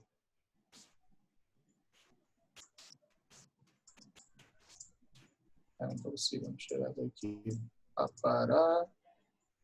Aqui tu corta. Parece que ele consegue editar um pouquinho sem o vídeo. Edita, você consegue cortar um troço aqui, outro ali. Acho que dá para alterar o tom de cor também, deixa eu ver. Não, aí já fiz besteira. Você consegue fazer algumas edições básicas, mas que dependendo do que for, olha lá, transparência, tu pode botar, sei lá, o fundo do teu trabalho, isso aqui. Bacana, né, cara? Bota um videozinho ali, bem transparente, bota algo escrito ali, ficou um fundo bem bacana. De fato. Fazer isso aqui, olha lá, André Lima, analista de dados. Enfim, possibilidades inúmeras. Você fazer, por exemplo, um cartão de visita dinâmico. Lê um QR Code e aparece isso aqui. Muito bom. Tá bom. Muito bom. Muito legal. Então fica aí a dica também agora. Edita vídeo. Agora, o finalzinho aqui. Fizemos aqui mão na massa. Aí a conclusão, né? A gente tem muita coisa disponível, ainda bem, né? Na era da informação, não tem informação disponível, é até incoerente. Então, a gente consegue, quando a gente entende, né, a finalidade de cada uma, se uma é igual à outra, por que é igual, se é realmente igual, se diferencia, se não. Né? Quando a gente conhece tudo, a gente consegue ver qual é a melhor para aquele momento que a gente está usando. Acho que toda vez que a gente tiver esse tipo de discussão, é interessante ter essa ideia, né? Não tem melhor ou pior. Às vezes até é para a sua área, mas vai ser para uma outra, caso você faça algum outro tipo de pesquisa numa outra área. Enfim, porém, a gente acrescenta tudo isso aí na nossa base de dados, né, mental, vamos dizer assim, para a gente conseguir realizar determinados tipos de atividades com muito mais eficiência. Ao invés de a gente ter que ser muito aprofundado em saber design gráfico, em saber como que eu vou botar a imagem, cortar, não sei o quê. Não, você só edita os dados lá, como o exemplo do Canva, baixou, acrescentou no seu trabalho e resolveu, tranquilo. A gente só dedica o tempo praticamente porque a gente precisa fazer mesmo. Nada além disso. Né? Acho que eu fiz um rabisco aqui sem querer. Não sei nem como é que apaga isso. E por fim, né, a ideia disso tudo, eu botei o Hubble lá no início, né, que é um trabalho com certeza majoritariamente complexo, que exigiu muito das pessoas que estavam envolvidas naquilo ali. Mas cada pessoa focou bastante na sua parte, assim como a gente faz aqui no nosso grupo de pesquisa também. E focar só no que a gente precisa fazer, apesar de já ter um grau de dificuldade um pouco maior, porque a gente está abrindo caminho, né? A gente pesquisa, a gente está abrindo caminho. Então, acaba sendo de alguma maneira simples, porque a gente não vai precisar, por exemplo, saber de cabeça quais são as regras de formatação do troço X. Não, o LaTeX, né, vocês comentaram, eu particularmente não sei usar o LaTeX, eu já quero essa conversa também para eu aprender, mas ele já resolve esse problema. Então, acaba se tornando pequenos empecilhos, vão tornando o nosso trabalho, apesar de um pouco dificultoso, porque a gente abre caminho, ele se torna mais simples. Porque a gente não precisa ficar tirando gordura, a gente só cuida do que a gente tem que cuidar. E assim como o Leonardo da Vinci disse, a simplicidade, ele é o último grau de sofisticação. Tá? Obrigado aí, pessoal que está presente. Obrigado, Cláudio. E sucesso. Então, valeu, cara, muito bom. Mais uma vez, obrigado aí pela sua aula, né? Com certeza eu acho que agregou para todo mundo aqui, e a ideia é essa, né? Que a gente vá afiando o nosso machado para que a gente possa fazer pesquisas cada vez mais abrangentes e mais relevantes, né, para a sociedade. Então, o que nós vamos falar ainda esse final de semana? Só fazendo um spoiler aqui, né, para quem quiser participar.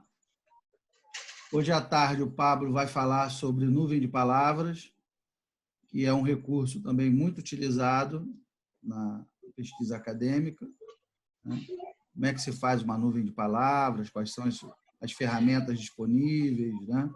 Então, 4 horas da tarde, nós vamos nos encontrar para falar sobre nuvem de palavras. Tá? Tem um software que faz isso. De onde que vem essa ideia de nuvem de palavras? Por que se faz uma nuvem de palavras? Né? Tudo tem um porquê, tem um fundamento, não é a Bangu. Né? Amanhã de manhã, domingo, 10 horas da manhã, o Igor vai apresentar o método Vicor, que é um método multicritério, que é o que eu falei, é interessante justamente porque ele é pouco usado.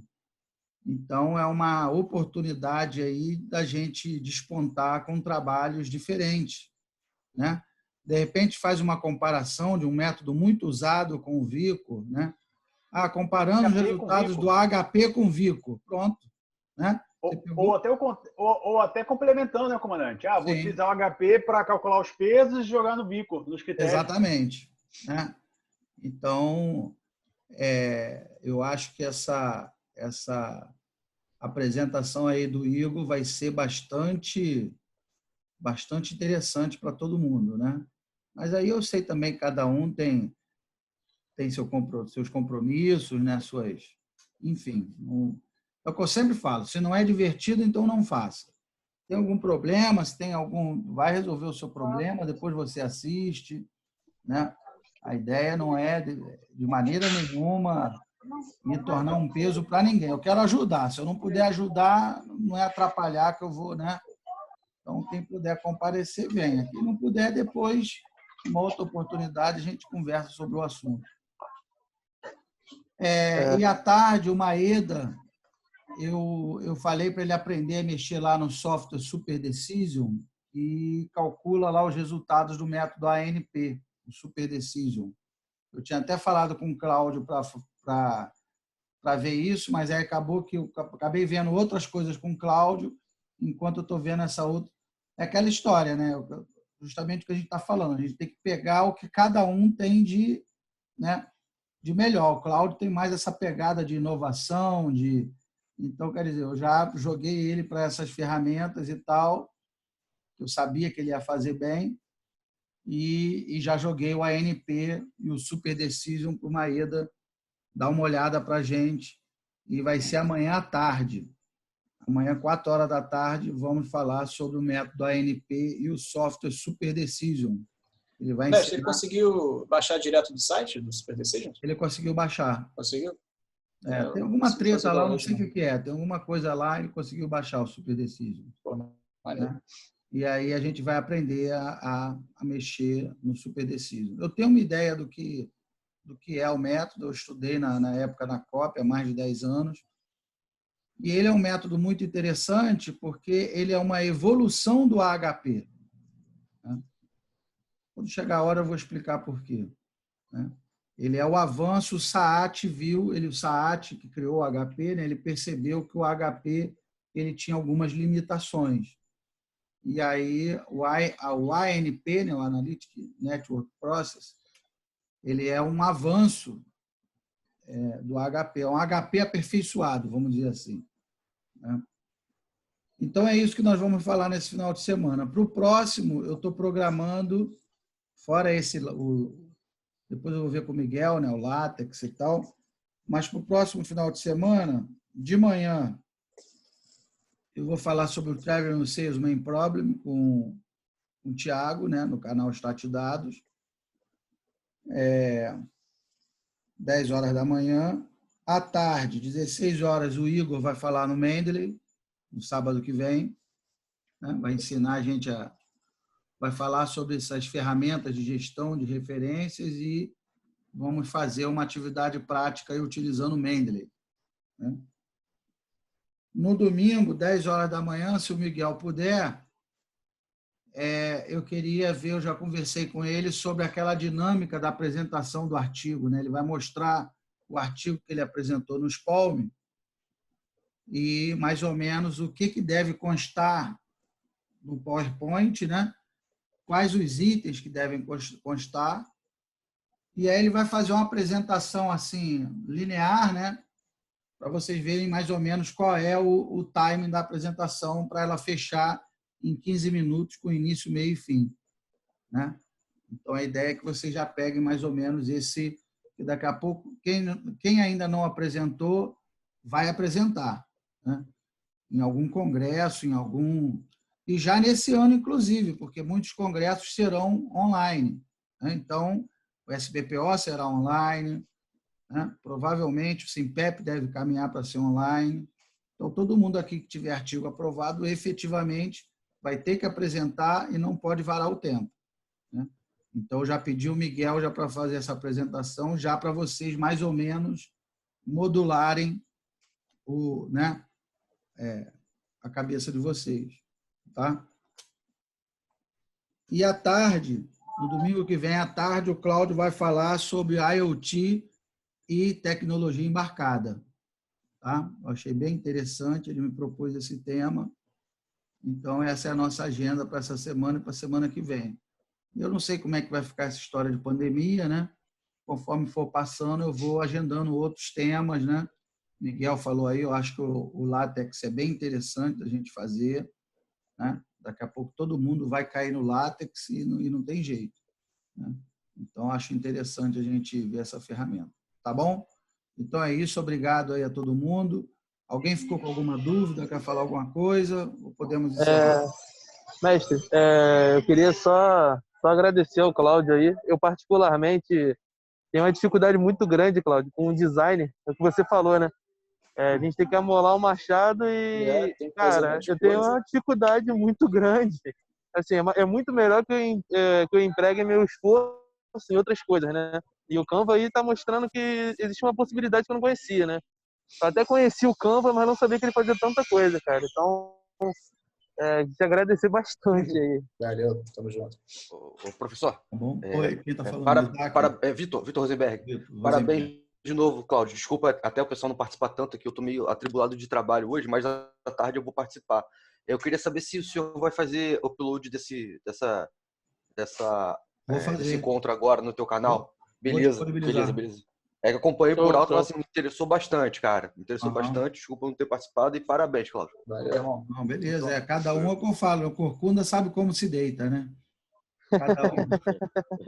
Cada um sabe. Muito bom. Além de careca. Essa não tinha ouvido ainda não, cara.